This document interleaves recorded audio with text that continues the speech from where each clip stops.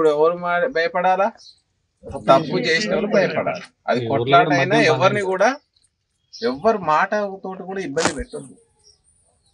మనకు తెలియదు ఏముంది సార్, మా గట్టికాడ పంచాయతీ ఇంటికాడ పంచాయతీ అని హద్దులు దాటిపోతుంటాం. పోయినప్పుడు చేయి కలుస్తుంది, మాట కలుగుతుంది. ఆత్మకూరు ఎస్ మండలం గట్టికల్ గ్రామంలో గత నెల క్రితం రాములు అనేటువంటి ఒక వ్యక్తి రోడ్డు ప్రమాద బారిన పడి చనిపోవడంతో ఒక ఇద్దరు పిల్లలు అనాథలు అయినారు.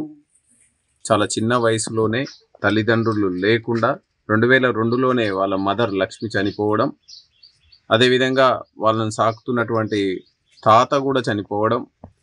సో వాళ్ళని చూసే పెద్ద దిక్కు లేకుండా అదే గ్రామానికి చెందినటువంటి రమేషు, అదేవిధంగా హేమలత, మిగతా గ్రామంలో ఉన్నటువంటి ప్రతి ఒక్క పెద్దలు కూడా చెలించి వాళ్ళ వంతుగా వాళ్ళు ఈ పిల్లల పోషణ బాధ్యత తీసుకోవడమే కాకుండా మనకి ఇంకా గ్రామంలో కాదు గ్రామాల చుట్టుపక్కల నుంచి వచ్చినటువంటి దాతలతోటి వీళ్ళకు ఒక బలమైనటువంటి ధైర్యవంతమైనటువంటి జీవితాన్ని ఇవ్వాలనేటువంటి ఉద్దేశంతో ముందుకొచ్చిన విషయం మాకు తెలిసింది.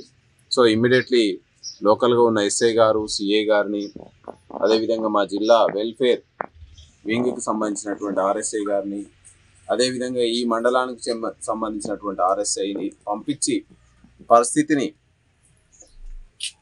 పరిశీలించి మన వంతుగా ఏదైనా పోలీస్ డిపార్ట్మెంట్ అంటే ప్రజలకు భరోసా ఇవ్వడం, ప్రజలంటే ప్రతి ఒక్క పౌరునికి భరోసా ఇవ్వాలనేటువంటి కృతనిశ్చయంతో సో ఈరోజు ఈ పిల్ల బంగారు భవిష్యత్తుగా ఉండాలనేటువంటి తపనతోటి సో ఈరోజు ఈ గ్రామాలు చేస్తున్నటువంటి వాటిని వీళ్ళు పుణికిపుచ్చుకో